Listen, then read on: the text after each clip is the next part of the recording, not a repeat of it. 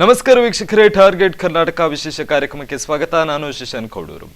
ಏನೇನು ಚುನಾವಣೆ ದಿನಾಂಕ ಘೋಷಣೆಯಾಗಿದೆ. ಈ ಬೆನ್ನಲ್ಲೇ ರಾಜ್ಯದಲ್ಲಿ ಹಲವು ರೀತಿಯಾದಂತಹ ಘರ್ಷಣೆಗಳು ನಡೀತಾ ಇದೆ. ನೀತಿ ಸಂಹಿತೆ ಕೂಡ ಜಾರಿಯಾಗಿದೆ.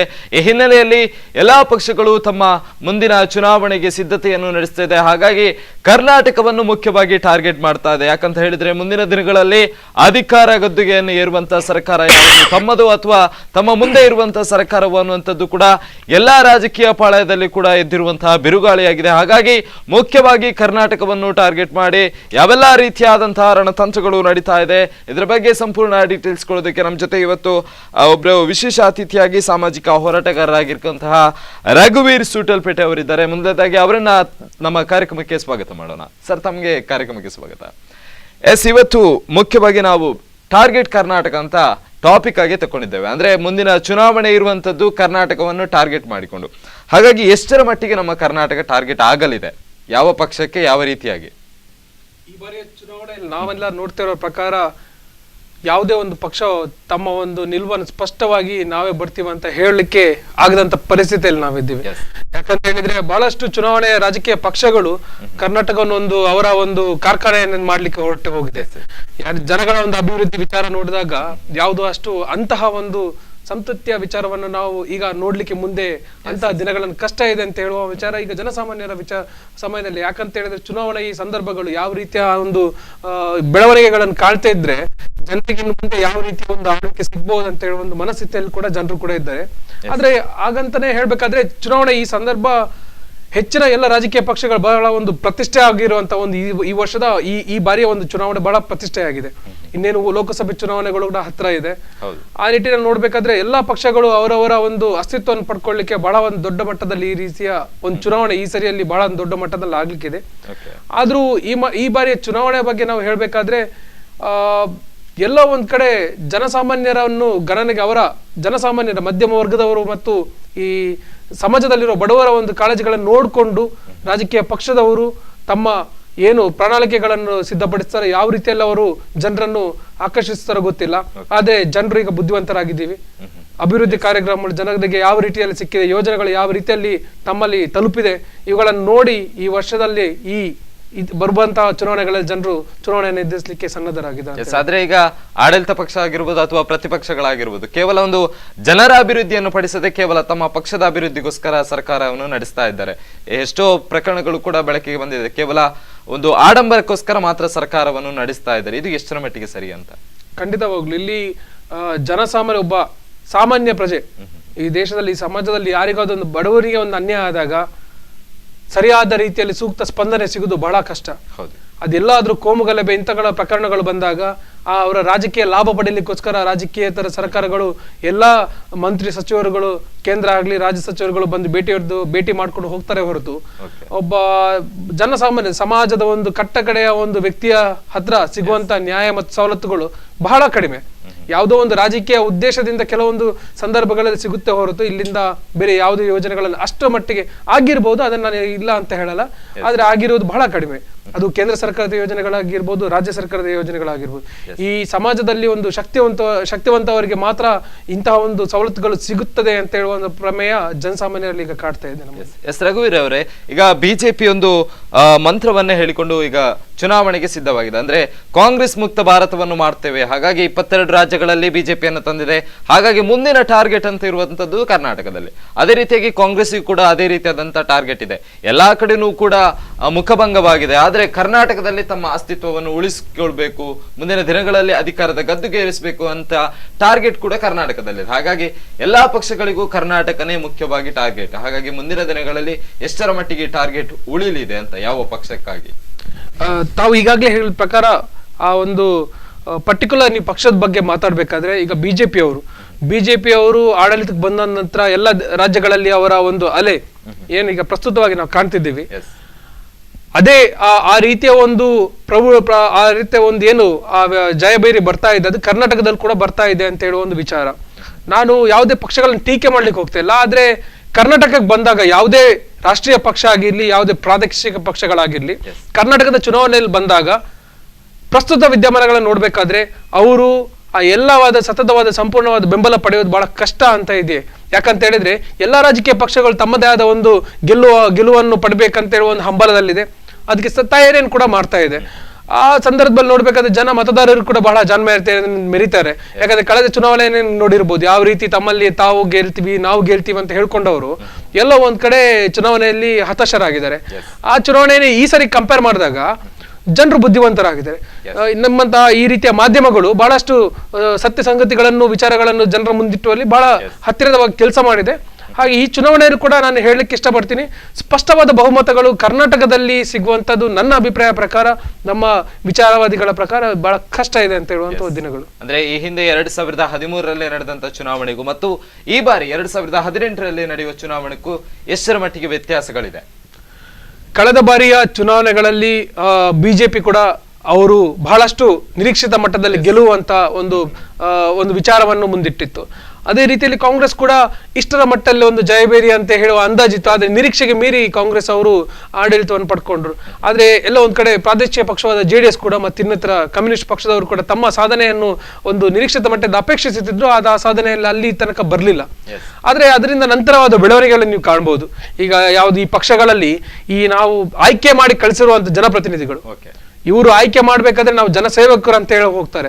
ನಂತರ ಇವರು ಆಯ್ಕೆ ಆದ್ಮೇಲೆ ತಮ್ಮ ಅಧಿಕಾರದ ಆಸೆಗೋಸ್ಕರ ಪಕ್ಷವನ್ನು ಬದಲಾಯಿಸ್ತಾರೆ, ಮಂತ್ರಿಗಿರಿಗಾಗಿ ಲಾಬಿ ಮಾಡ್ತಾರೆ. ಇಲ್ಲಿ ಜನರ ಸಮಸ್ಯೆಗೋಸ್ಕರ ಯಾರು ಲಾಬಿ ಮಾಡುವಂತ ಒಂದು ಮಂತ್ರಿಗಳನ್ನು ಸಚಿವರನ್ನು ನಾವು ಕಾಣಲಿಕ್ಕೆ ಸಾಧ್ಯವಿಲ್ಲ. ಅಂದ್ರೆ ಈಗ ನೀವು ಹೇಳಿದಾಗೆ ಪಕ್ಷಗಳ ನಡುವೆ ಪಕ್ಷಾಂತರಗಳು ಜಾಸ್ತಿ ಆಗ್ತಾ ಹೋಗ್ತಾ ಇದೆ. ಇವತ್ತು ಇದೇ ಪಕ್ಷದ ಅಭ್ಯರ್ಥಿ ಅಂತ ನಾವು ತಿಳ್ಕೊಂಡ್ರು ಕೂಡ ಆ ಚುನಾವಣೆ ಸಂದರ್ಭದಲ್ಲಿ ಮತ ಹಾಕುವ ಹೊತ್ತಿಗೆ ಆತ ಮತ್ತೊಂದು ಒಂದು ಪಕ್ಷದ ಅಭ್ಯರ್ಥಿ ಆಗಿರ್ತಾನೆ. ಖಂಡಿತವಾಗ್ಲು. ಯಾಕಂತ ಹೇಳಿದ್ರೆ ನೀವು ಬಹಳಷ್ಟು ಹಿಂದೆಗಳ ನಾವು ಇತಿಹಾಸ ನೋಡ್ಬೇಕಾದ್ರೆ ರಾಜಕೀಯ ನೇತರರು ಅಂತ ನಾವೇನು ಹೇಳ್ತೀವಿ ಇವತ್ತು, ಅವರೊಂದು ಸಿದ್ಧಾಂತಗಳ ಹಿಂದೆಯಿಂದ ಬಂದಿರ್ತಾರೆ. ಅವರ ಹಿನ್ನೆಲೆಗಳು ಸಿದ್ಧಾಂತರ ಹಿನ್ನೆಲೆಯಿಂದ ಬಂದಿರುವಂತ ಪ್ರಕಾರ ಅವರು ಜನಗಳ ಸೇವೆ ಮತ್ತು ಸಮಾಜದಲ್ಲಿರುವಂತಹ ಒಂದು ಕಷ್ಟ ಕಾರ್ಪಣ್ಯಗಳನ್ನು ಮಾಡುವಂತ ಕೆಲಸ ಕಾರ್ಯಗಳು ಬಹಳಷ್ಟು ಬೇರೆ ರೀತಿಯಲ್ಲಿತ್ತು. ಆದ್ರೆ ಇವಾಗ ನಾವು ನೋಡ್ಬೇಕಾದ್ರೆ ಚುನಾವಣೆಯಲ್ಲಿ ಈ ಚುನಾವಣೆ ನಾವಿನ್ನು ಮುಂದಿನ ದಿನಗಳಲ್ಲಿ ಒಂದು ತಿಂಗಳಲ್ಲಿ ಕಾಣ್ತೀವಿ.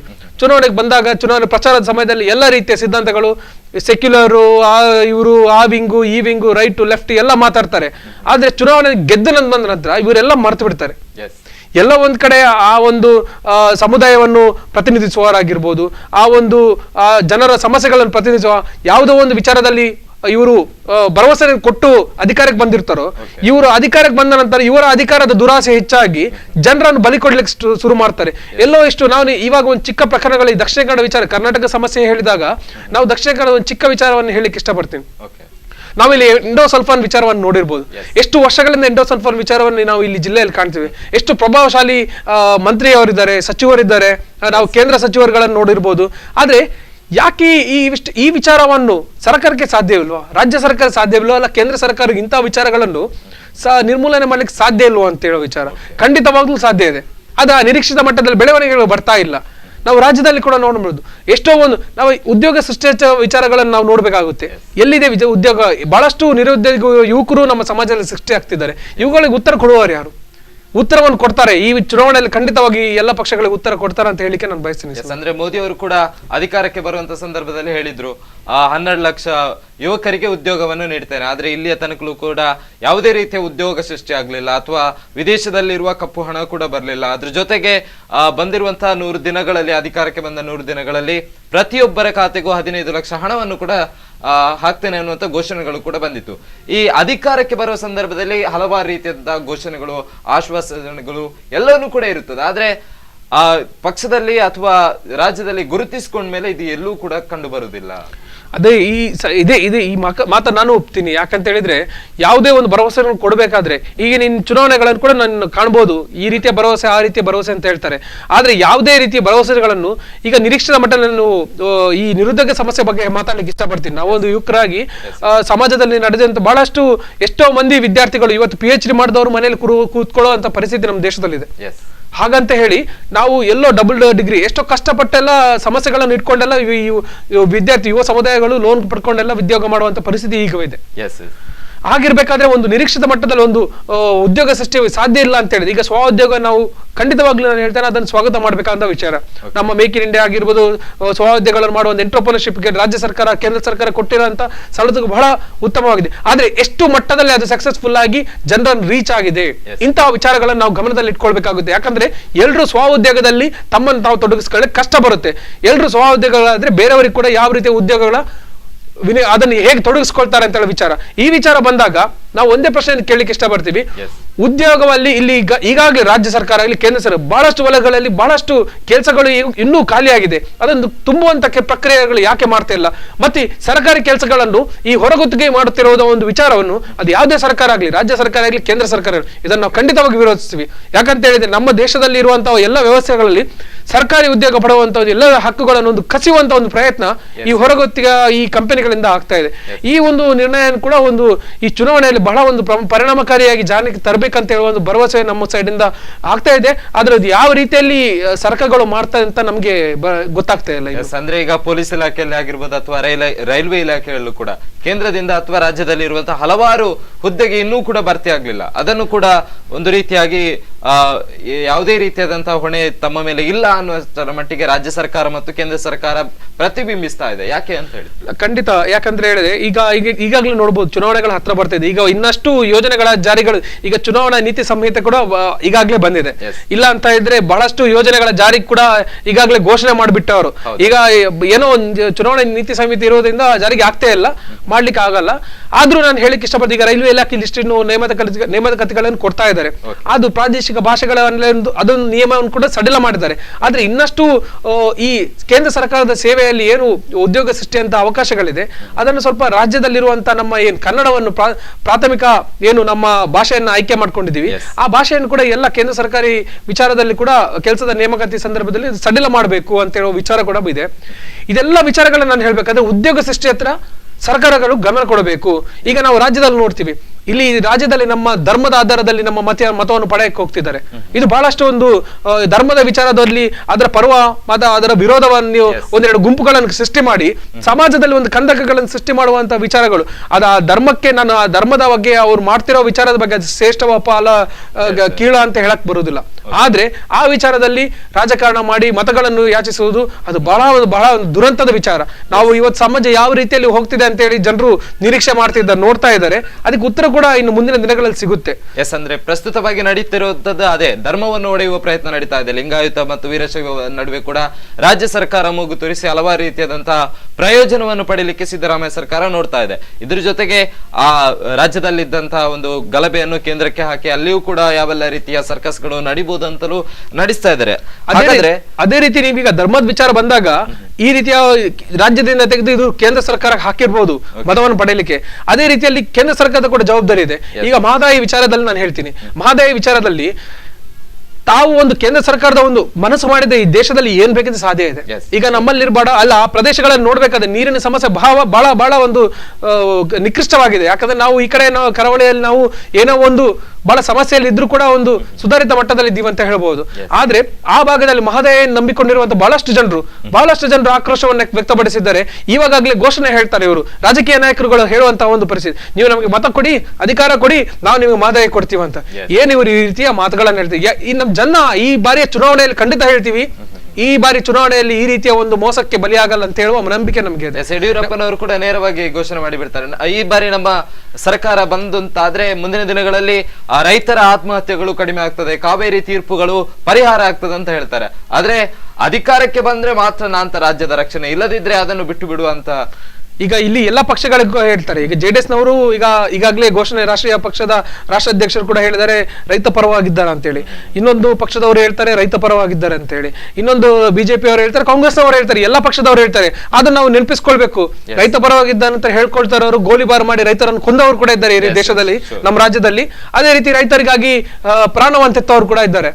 ಇಂಥ ವಿಚಾರಗಳ ರೈತರ ವಿಚಾರ ಬಂದಾಗ ನಾವು ಅವರ ಬೆನ್ನೆಲುಬು ಅಂತದ್ದು ಹೇಳುವಂತ ಹೇಳಿಕೆಗಳು ಬಹಳಷ್ಟು ಕೇಳ್ತೀವಿ ನಾವು. ಆದ್ರೆ ಮಹದಾಯಿ ವಿಚಾರವನ್ನು ಬಗೆಹರಿಸಬಹುದಂತ ಸಂದರ್ಭಗಳಿದ್ದಾಗ ಅದನ್ನು ಮತ ಕೊಡಿ, ನಾನು ನಿಮಗೆ ಬಗೆಹರಿಸಿ ಅಂತ ಹೇಳಬಾರ್ದು. ಅದನ್ನು ಕೆಲಸ ಮಾಡಿ ನಂತರ ಮತ ಕೊಡಿ ಅಂತ ಹೇಳುವಂತ ರಾಜಕಾರಣಿಗಳು ನಮ್ಮ ವ್ಯವಸ್ಥೆಯಲ್ಲಿ ಈಗ ಬೇಕಾಗಿದೆ. ಅಂತಹ ರಾಜಕಾರಣಿಗಳ ಸೃಷ್ಟಿ ಆಗ್ಬೇಕಂತ ಹೇಳುವ ಒಂದು ಭರವಸೆಗಳು ಕೂಡ ಬಹಳ ಕ್ಷೀಣವಾಗಿದೆ ಅಂತ ಹೇಳುವ ಒಂದು ಪರಿಸ್ಥಿತಿ ಉದ್ಯಮನ ನಾನು ಹೇಳಲಿಕ್ಕೆ ಇಷ್ಟಪಡ್ತೇನೆ. ಅಂದ್ರೆ ಈಗ 5 ವರ್ಷಗಳ ಕಾಲ ಕಾಂಗ್ರೆಸ್ ಸರ್ಕಾರ ಇನ್ನೇನು ರಾಜ್ಯದಲ್ಲಿ ಸರ್ಕಾರವನ್ನು ನಡೆಸಿದೆ, ಅವರ ಅಧಿಕಾರ ಕೂಡ ಮುಗಿತಾ ಬಂತು. ಈ 5 ವರ್ಷಗಳಲ್ಲಿ ಏನೆಲ್ಲ ಸಾಧನೆಗಳನ್ನು ಮಾಡಿದೆ, ಯಾವೆಲ್ಲ ಸಾಧನೆಗಳನ್ನು ನೋಡಿ ಮುಂದಿನ ದಿನಗಳಲ್ಲಿ ಮತ ಬಾಂಧವರು ಮತ ಹಾಕ್ಬೋದು? ಅದೇ ಈಗಾಗಲೇ ಎಲ್ಲ ನಾವು ನೋಡ್ಬೇಕಾದ್ರೆ ಈಗ ಟಿವಿ ಮಾಧ್ಯಮಗಳು ಬರ್ತಾ ಇದೆ, ಈ ಬಾರಿ ನಾವೇ ಬರ್ತೀವಿ ಅಧಿಕಾರ, ಯಾರು ಅರ್ಥ ಇವರು ಬರ್ತಾರಂತ ಹೇಳಕ್ ಆಗಲ್ಲ, ಅದು ಜನ ಮತದಾರರು ನಾವು ನಿರ್ಧಾರ ಮಾಡ್ಬೇಕು. ನೀವು ನಮ್ದೇ ಅಂತ ಮುಂಚೆ ಎಲ್ರು ಅವರೇ ಹೇಳ್ತಾರೆ, ಆದ್ರೆ ಈ ಬಾರಿ ಚುನಾವಣೆ ನಾವು ಬರ್ತೀವಿ ಅಂತ ಹೇಳಕ್ ಬರಲ್ಲ, ನಾವೇನು ಮತ ಕೊಡ್ತೀವಿ ನಮ್ಮ ಮತದಿಂದ ಅವ್ರು ಬರ್ತಾರೆ ಅಷ್ಟೇ ನಾನು ಹೇಳಕ್ ಇಷ್ಟಪಡ್ತೀವಿ. ಯಾವುದೇ ಅವ್ರಿಗೆ ಒಳ್ಳೆ ಕೆಲಸ ಮಾಡಿರ್ಲಿ, ಅಲ್ಲ ಯೋಜನೆಗಳ ಅನುಷ್ಠಾನ ಮಾಡಿರ್ಲಿ, ಕಾಂಪಿಟೇಷನ್ ಸರ್ಕಾರ ಕೂಡ ಆಗಿರ್ಲಿ, ಏನೇ ಸರ್ಕಾರ ಅಭಿವೃದ್ಧಿ ಕೆಲಸ ಕಾರ್ಯಗಳು ಮಾಡಿರ್ಲಿ, ಆದ್ರೆ ಅವರ ಅಭಿವೃದ್ಧಿಗೆ ರೇಟಿಂಗ್ ಕೊಡೋ ವ್ಯವಸ್ಥೆ ಮತದಾರ ಕೈಯಲ್ಲಿದೆ. ಅದನ್ನು ಚುನಾವಣೆ ಸಂದರ್ಭದಲ್ಲಿ ನಿಗದಿ ಆಗುತ್ತೆ. ಆದ್ರೆ ಯಾವುದೇ ಒಂದು ವಿಚಾರದಲ್ಲಿ ಜನರ ಭಾವನೆಗಳನ್ನು ಗುರಿಯಾಗಿಸಿಕೊಂಡು, ಉದಾಹರಣೆಗೆ ನಮ್ಮ ದಕ್ಷಿಣ ಕನ್ನಡ ಜಿಲ್ಲೆನೇ ಆಗಿರ್ಬೋದು, ಇನ್ನು ಚುನಾವಣೆ ಸಂದರ್ಭ 1 ತಿಂಗಳು ಅಂತ ಹೇಳಿ ನನ್ನ ಮನಸ್ಸಿನಲ್ಲಿ ನನ್ನ ಹೃದಯದಲ್ಲಿ ಭಯ ಪ್ರಾರಂಭ ಆಗಿದೆ. ಯಾಕಂದ್ರೆ ಎಲ್ಲಿ ಕೋಮು ಗಲಭೆಗಳು ಇನ್ನೂ ಪ್ರಾರಂಭ ಆಗುತ್ತೆ ಅಂತ ಹೇಳಿ. ಯಾಕಂದ್ರೆ ಚುನಾವಣೆ ಸಂದರ್ಭ ಎರಡು ಕೂಡ ಇದೊಂದು ಪ್ರಯೋಗಶಾಲೆ, ದಕ್ಷಿಣ ಕನ್ನಡ ಕೋಮು ಬಾಧಿತ ಜಿಲ್ಲೆ ಆಗಿರೋದು ಇದೊಂದು ಪ್ರಯೋಗಶಾಲೆ ಆಗಿದೆ. ಈ ಕೋಮು ವಿಚಾರದಲ್ಲಿ ಇನ್ನು ಓಟಿನ ರಾಜಕೀಯ ನಡೆಯುತ್ತೆ. ಆದ್ರೆ ನಾವು ಒಂದಂತೂ ಜನರು ಬಹಳ ಒಂದು ಬುದ್ಧಿವಂತರಾಗಬೇಕಾಗಿದೆ ನಾವು. ಯಾಕಂದ್ರೆ ಈ ಕೋಮು ಯಾರು ದ್ವೇಷ ಬಿತ್ತುವವರಿದ್ದಾರೆ ಇವರಿಗೆ ನಾವು ಬುದ್ಧಿ ಕಲಿಸುವಂತ ಪ್ರಯತ್ನ ಕೂಡ ಈ ಜಿಲ್ಲೆಯಲ್ಲಿ ಪ್ರಪ್ರಥಮವರೆಗೆ ಈ ಬಾರಿ ಚುನಾವಣೆಯಲ್ಲಿ ನಾವು ಮಾಡಲೇಬೇಕಾಗುತ್ತೆ. ಇಲ್ಲ ಅಂತ ಹೇಳಿದ್ರೆ ಈ ಮುಂದಿನ ದಿನಗಳಲ್ಲಿ ನಮ್ಮ ಯುವಜನರು ದಾರಿ ತಪ್ಪುವಂತ ಬಹಳ ಒಂದು ದುರಂತದಕ್ಕೆ ನಾವು ಹೋಗುವ. ಕರಾವಳಿಯಲ್ಲಿ ಸ್ವಲ್ಪ ಮಟ್ಟಿನ ಕಿಚ್ಚು ಹತ್ತಿದ್ರೆ ಸಾಕು, ಅದು ದೊಡ್ಡ ಮಟ್ಟಿನ ಬೆಂಕಿಯಾಗಿ ಪರಿವರ್ತನೆ ಆಗ್ತದೆ. ಅದಂತೂ ಸತ್ಯ. ಯಾಕಂತ ಹೇಳಿದ್ರೆ ಈ ಹಿಂದೆನೂ ಕೂಡ ಹಲವಾರು ಜೀವಗಳು ಬಲಿಯಾಗಿದೆ. ಅದು ಮುಖ್ಯವಾಗಿ ನೋಡ್ತಾ ಹೋದ್ರೆ ರಾಜಕೀಯ ಪಕ್ಷಗಳಿಗಾಗಿ. ಮೊನ್ನೆ ತಾನೇ ಈಗ ಏನೂ ಇಲ್ಲ ಅಂತ ಹೇಳಿದ್ರು, ವಿದ್ವತ್ ಒಂದು ಹತ್ಯೆಯಲ್ಲಿ ಕೂಡ ದಾಳಿ ಪ್ರಕರಣದಲ್ಲೂ ಕೂಡ ಒಂದು ಬಾರಿ ಶಾ ಅವರು ಹೇಳ್ತಾರೆ, ಅವನು ಕೂಡ ನಮ್ಮ ಬಿಜೆಪಿಯ ಪರವಾಗಿ ಬಿಜೆಪಿಯ ಸದಸ್ಯ ಅಂತಾನೆ ಒಮ್ಮೆ ಘೋಷಣೆ ಮಾಡ್ತಾರೆ. ಆದ್ರೆ ಘರ್ಷಣೆಗಳು ಉಂಟಾಗ್ಬೋದು ಅಥವಾ ಇದನ್ನು ಕೂಡ ರಾಜಕೀಯ ಲಾಭಕ್ಕೋಸ್ಕರ ಬಳಸಬಹುದು ಅಂತಲೂ ಕೂಡ ಶಾ ಅವರು ಹೇಳ್ತಾರೆ. ಆದ್ರೆ ಮುಂದಿನ ಕೆಲವೇ ಗಂಟೆಯಲ್ಲಿ ಹೇಳ್ತಾರೆ, ಅವನು ಯಾವುದೇ ರೀತಿಯಾಗಿ ನಮ್ಮ ಪಕ್ಷದವನಲ್ಲ, ನಾನು ಕೇವಲ ಘೋಷಣೆಯನ್ನು ಮಾಡಿದೆ ಸುಮ್ಮನೆ ಅಂತ. ಅಂದ್ರೆ ರಾಜ್ಯದ ಜನತೆಯನ್ನು ಯಾಕೆ ಈ ರೀತಿಯಾಗಿ ತಮ್ಮ ರಾಜಕೀಯ ಬೇಳೆಯನ್ನು ಬೇಯಿಸ್ಲಿಕ್ಕೋಸ್ಕರ ಎಲ್ಲಾ ಪಕ್ಷಗಳು ಬಳಸ್ತಾ ಇದೆ ಅಂತ ಹೇಳಿ ನೀವು ಹೇಳಿರೋ ವಿಚಾರಗಳಲ್ಲಿ ಯಾವುದೋ ಒಂದು ಗಲಭೆಗಳಾದಾಗ ಅದರ ಒಂದು ಲಾಭ ಪಡೆಯಲಿಕ್ಕೆ ಚುನಾವಣೆ ಈ ಸಂದರ್ಭಗಳಲ್ಲಿ ಚುನಾವಣೆ ಹತ್ರ ಬರುವಾಗ ಸಾಮಾನ್ಯವಾಗಿ ಎಲ್ಲ ರಾಜಕೀಯ ಪಕ್ಷದವರು ಮಾಡ್ತಾರೆ. ಆದ್ರೆ ಈ ರಾಜಕೀಯ ಕೇಂದ್ರ ನಾಯಕರುಗಳನ್ನು ಯಾವುದೇ ಪಕ್ಷದವರಾಗ್ಲಿ, ಬಿಜೆಪಿ ಕಾಂಗ್ರೆಸ್ ಅಲ್ಲ ಯಾವುದೇ ಪಕ್ಷಗಳು ನಾಯಕರುಗಳನ್ನು ಕರ್ಕೊಂಡು ಬಂದು ಇಲ್ಲಿ ಎಲ್ಲೋ ಆಗಿರುವ ಘಟನೆಗಳನ್ನು ಲಿಂಕ್ ಮಾಡ್ಕೊಂಡು ಅದರ ಪ್ರಭಾವದಿಂದ ಮತಗಳನ್ನು ಪಡೆಯುವಂತ ಒಂದು ಯೋಚನೆ ಮಾಡಿದ್ರೆ ಅದು ಅವರದ್ದು ಭ್ರಮೆ ಅಂತ ಹೇಳಲಿಕ್ಕೆ ಇಷ್ಟಪಡ್ತೀವಿ. ಯಾಕಂದ್ರೆ ಯಾವುದೋ ಪ್ರಕರಣಗಳನ್ನ ಹಲ್ಲೆ ಪ್ರಕರಣಗಳನ್ನ ಇವರು ತೋರಿಸ್ಕೊಳ್ಳೋದು ಎಲ್ಲೋ ಇಲ್ಲಿ ಇವತ್ತಿನ ಈಗ ವಿದ್ವತ್ ಪ್ರಕರಣ ಹೇಳ್ಬೋದು. ಕಾಂಗ್ರೆಸ್ ನಲ್ಲಿ ಇರುವಂತಹ ಒಂದು ಶಾಸಕರ ಪುತ್ರ ಈ ರೀತಿಯಲ್ಲಿ ಕೆಲಸ ಮಾಡಿದಾಗ ಯಾವ ರೀತಿಯ ದುರಂತ ಇದು ಅಂತ ಹೇಳ್ಬೇಕಂದ್ರೆ, ಒಂದು ನಮ್ಮ ಸರ್ಕಾರ ಒಂದು ಕಾನೂನನ್ನು ಪಾಲನೆ ಮಾಡಬೇಕಾದ ಒಂದು MLA ಈ ರೀತಿ ಪುತ್ರಗಳು ಒಂದು ಬುದ್ಧಿ, ಅದು ಕೂಡ ಇವರು ಕಾಂಗ್ರೆಸ್ ಪಕ್ಷದಲ್ಲಿರುವಂತಹ ಒಂದು ನಾಯಕರುಗಳು ಅವರು ಯಾವ ರೀತಿಯಲ್ಲಿ ವರ್ತನೆ ಮಾಡಬೇಕು ಅಂತ ಹೇಳಿ ಅವರೇ ಒಂದು ಸಮಾಜಕ್ಕೆ ತೋರಿಸ್ಕೊಟ್ಟಿದ್ದಾರೆ. ಇಂತಹ ಘಟನೆಗಳು ಎಲ್ಲ ಒಂದ್ ಕಡೆ ಪಕ್ಷಕ್ಕೆ ಅವ್ರಿಗೆ ಯಾವ ರೀತಿಯಲ್ಲಿ ಒಂದು ಧಕ್ಕೆ ಆಗ್ಬೇಕಂತ ತೋರಿಸ್ಕೊಟ್ಟಿದೆ. ಮತ್ತೆ ನಾನು ಮುಖ್ಯವಾಗಿ ಹೇಳಿಕ್ಕೆ ಇಷ್ಟಪಡ್ತೀನಿ, ಈ ಬಾರಿ ಚುನಾವಣೆಗಳು ಈಗ ಕಾಲೇಜುಗಳಲ್ಲಿರುವಂತಹ ಒಂದು ಪರೀಕ್ಷಾ ಸಂದರ್ಭಗಳಲ್ಲಿ ಬಂದಿದೆ. ಯಾವುದೇ ಸಂದರ್ಭಗಳಲ್ಲಿ ಬಂದಿರಲಿ, ಚುನಾವಣೆಯ ಯಾವುದೇ ಪ್ರಚಾರಕ್ಕಾಗಿ ಈ ಚುನಾವಣಾ ಸಂದರ್ಭದಲ್ಲಿ ಕಾಲೇಜುಗಳಲ್ಲಿರುವಂತಹ ಪರೀಕ್ಷೆಗೆ ಒಳಪಟ್ಟಿರುವಂತಹ ವಿದ್ಯಾರ್ಥಿಗಳನ್ನು ಅವರ ಭವಿಷ್ಯದಲ್ಲಿ ಚೆಲ್ಲಾಟವಾಡಬಾರ್ದು ಅಂತ ಹೇಳುವ ಈ ಸಂದರ್ಭದಲ್ಲಿ ಹೇಳಲಿಕ್ಕೆ ಇಷ್ಟಪಡ್ತೀನಿ. ಯಾಕಂದ್ರೆ ಅವರ ಒಂದು ಭವಿಷ್ಯದಲ್ಲಿ ನಮ್ಮ ಒಂದು ದೇಶದ ಉತ್ತಮ ಪ್ರಜೆಯಾಗಿ ಬರುವಂತವರು ಅವರ ಈ ಚುನಾವಣೆ ಲಾಭಕ್ಕೋಸ್ಕರ ಈ ಪರೀಕ್ಷೆಯಲ್ಲಿರುವಂತಹ ವಿದ್ಯಾರ್ಥಿಗಳನ್ನು ಬಳಕೆ ಮಾಡುವುದು, ಇದನ್ನೊಂದು ಬಹಳಷ್ಟು ಕಾನೂನು ಏನು ಈ ಚುನಾವಣಾ ಆಯೋಗ ಹದ್ದಿನ ಕಣ್ಣಿಡ್ಬೇಕಂತ ಹೇಳಿ ನಾನು ಈಗ ಏಪ್ರಿಲ್ ಕೊನೆಯ ತಿಂಗಳಲ್ಲಿ ಡಿಗ್ರಿ ಅವರಿಗೂ ಕೂಡ ಎಕ್ಸಾಮ್ಗಳು ಶುರುವಾಗುತ್ತೆ. ಆದ್ರೆ ಮೇ 2ನೇ ವಾರಗಳಲ್ಲಿ ಈ ಒಂದು ಚುನಾವಣೆ ಸಂದರ್ಭ ಇದೆ, ಮೇ 12ಕ್ಕೆ. ಆ ಸಂದರ್ಭದಲ್ಲಿ ಕೆಲವು ಗ್ಯಾಪ್ ಅಂತ ಇರುವಂತದ್ದು ದಿನಗಳು. ಆ ಸಂದರ್ಭದಲ್ಲಿ ಚುನಾವಣೆಗೆ ಬೇಕಾಗಿ ಎಲೆಕ್ಷನ್ ಅನ್ನು ಆದಷ್ಟು ಬೇಗ ಮುಗಿಸುವಂತಹ ಪ್ರಯತ್ನಗಳು ಕೂಡ ಯೂನಿವರ್ಸಿಟಿಗಳಿಗೆ ಈಗಾಗಲೇ ಹೋಗಿರ್ತದೆ, ಆದೇಶಗಳು ಹೊರಡಿಸಿರ್ತಾರೆ. ಆದ್ರೆ ಅದು ಮುಖ್ಯವಾಗಿ ಪರಿಣಾಮ ಬೀರುವಂತದ್ದು ವಿದ್ಯಾರ್ಥಿಗಳ ಜೀವನದಲ್ಲಿ. ಈ ರಾಜಕೀಯಕ್ಕೋಸ್ಕರ ಯಾಕೆ ಈ ವಿದ್ಯಾರ್ಥಿಗಳನ್ನು ಬಲಿತುಕೊಳ್ತಾ ಇದ್ದಾರೆ ಅಂತ ಹೇಳಿ ಅದೇ ಈಗ ನಾನು ಹೇಳೋ ಪ್ರಕಾರ ಚುನಾವಣೆಗೆ ಈ ಸಂಬಂಧಪಟ್ಟ ಒಂದು ಸಂಸ್ಥೆಗಳು ಇದನ್ನು ಮೊದಲೇ ಪೂರ್ವಭಾವಿಯಾಗಿ ನೋಡಿದ್ದಾರೆ. ಅಂದ್ರೆ ಡೇಟ್ ಫಿಕ್ಸ್ ಮಾಡೋದಕ್ಕಿಂತ ಮುಂಚಿತವಾಗಿ ಅವರಿಗೂ ಕೂಡ ಇದ್ರ ಬಗ್ಗೆ ರಾಜ್ಯದಲ್ಲಿ ಎಲ್ಲೆಲ್ಲಿ ಏನೇನ್ ನಡೀತಾ ಇದೆ ಅನ್ನುವಂಥದ್ದು ಕಂಪ್ಲೀಟ್ ಡೀಟೇಲ್ಸ್ ಗೊತ್ತಿರಲೇಬೇಕು. ಅದೇ ಈ ಚುನಾವಣಾ ದಿನಾಂಕ ಈಗ ನಿಗದಿಯಾಗಿದೆ ಆಲ್ರೆಡಿ. ಈ ದಿನಾಂಕ ನಿಗದಿಯಾದ ಪ್ರಕಾರ ಅದರ ಮುಂದೆ ಬರುವಂತ ಯಾವುದೇ ಪರೀಕ್ಷೆ ಈ ವಿದ್ಯಾರ್ಥಿಗಳು ಡಿಗ್ರಿ ಇರುವಂತಹ ವಿದ್ಯಾರ್ಥಿಗಳಿಗೆ ಈಗಾಗಲೇ PUC ಏನು ಪರೀಕ್ಷೆಗಳು ಪ್ರಾರಂಭ ಆಗಿದೆ. ಅದೇ ರೀತಿ ಡಿಗ್ರಿಯಲ್ಲಿ ಇನ್ನೂ ಕೂಡ ಪರೀಕ್ಷೆ ಇನ್ನು ಪ್ರಾರಂಭ ಆಗ್ತಿದೆ ಈ ತಿಂಗಳ ಎಂಡಲ್ಲಿ. ಯಾವುದೇ ವಿಚಾರವಾಗಿರ್ಲಿ, ಈ ಚುನಾವಣೆಯ ರಂಗು ಇನ್ನು ಏರ್ತಾ ಇರ್ಬೇಕಾದ್ರೆ ಯುವಕರನ್ನು ಬಳಕೆ ಮಾಡುವ ಒಂದು ದುರ್ಬಳಕೆ ಮಾಡುವಂತ ವ್ಯವಸ್ಥೆ ಕೂಡ ಹೆಚ್ಚಾಗಿ ಹೋಗ್ತಾ ಇರ್ತದೆ. ಈ ಬೇರೆ ಬೇರೆ ರೀತಿಯಲ್ಲಿ ಅವರಿಗೆ ಆಮಿಷವನ್ನು ನೋಡುದು. ಆದ್ರೆ ನಾನು ಈ ಸಮಯದಲ್ಲಿ ಚುನಾವಣಾ ರಾಜಕೀಯ ಪಕ್ಷಗಳಿಗೆ ವಿನಂತಿ ಮಾಡ್ಲಿಕ್ಕೆ ಇಷ್ಟಪಡ್ತೀನಿ, ಯಾವುದೇ ಕಾರಣಕ್ಕಾಗಿ ಈ ರೀತಿಯ ಒಂದು ಕಾಲೇಜ್ ವಿದ್ಯಾರ್ಥಿಗಳನ್ನು ಈ ಬಾರಿಯ ಚುನಾವಣೆಯಲ್ಲಿ ಪರೀಕ್ಷಾ ಸಂದರ್ಭದಲ್ಲಿ ಬಳಕೆ ಮಾಡೋದನ್ನು ದಯವಿಟ್ಟು ನಿಲ್ಲಿಸಿ, ಅವರಿಗೊಂದು ಉತ್ತಮ ಭವಿಷ್ಯ ಕೊಡಿ. ಅವರಿಗೊಂದು ಸಮಾಜದಲ್ಲಿ ಉತ್ತಮ ಒಂದು ವಿದ್ಯಾರ್ಥಿಗಳ ಒಂದು ಭವಿಷ್ಯವನ್ನು ರೂಪಿಸುವಲ್ಲಿ ನೀವು ಕೂಡ ಸಹಕಾರಿಯಾಗಬೇಕಂತ ಹೇಳಲಿಕ್ಕೆ ಇಷ್ಟಪಡ್ತೀನಿ. ಎಸ್, ಟಾರ್ಗೆಟ್ ಕರ್ನಾಟಕದಲ್ಲಿ ಇನ್ನೂ ಕೂಡ ಹಲವಾರು ವಿಷಯಗಳಿದೆ. ಅದಕ್ಕಿಂತ ಮುಂಚೆ ಕಾರ್ಯಕ್ರಮದಲ್ಲಿ ಚಿಕ್ಕದೊಂದು ಬ್ರೇಕ್.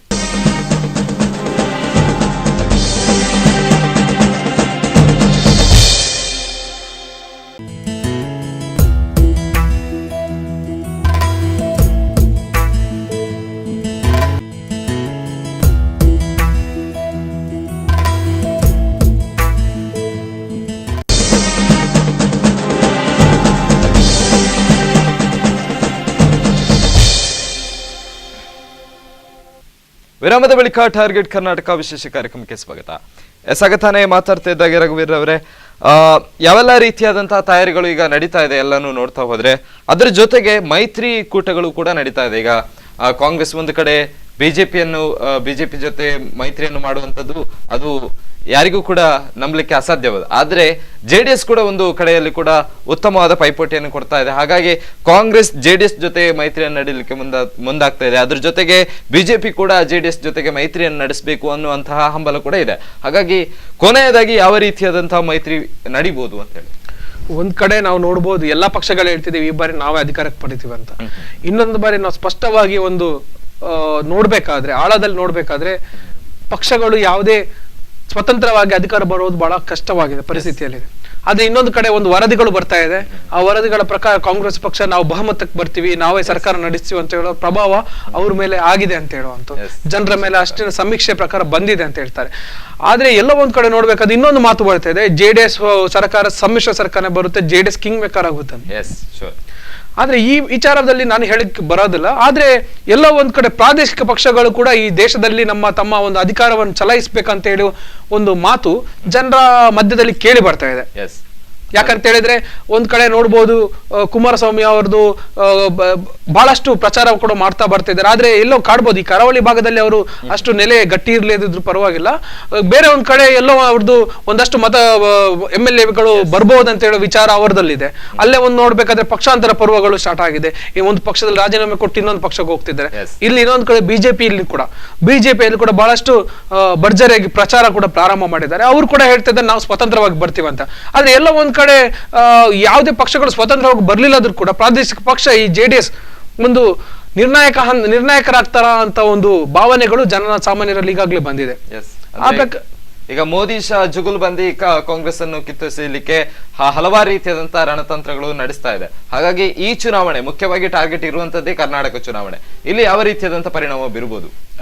ಅದೇ ನಾವೀಗ ನೋಡಿದ ಪ್ರಕಾರ ಬೆಂಗಳೂರಲ್ಲಿ ಮಹಾನಗರ ಪಾಲಿಕೆ ಆಗಿರ್ಬೋದು, ಬೆಂಗಳೂರು BBMP ಅವ್ರದ್ದು ಚುನಾವಣೆ ಬಿಜೆಪಿ ಅಲ್ಲ ಜೆಡಿಎಸ್ ಹಾಗೂ ಕಾಂಗ್ರೆಸ್ ಅವ್ರದ್ದು ಒಂದು ಹೊಂದಾಣಿಕೆ ಮುಖಾಂತರ ಅವರು ನಡೆಸ್ತಿದ್ದಾರೆ ಅಲ್ಲಿ ಸ್ಥಳೀಯ ಸರ್ಕಾರ.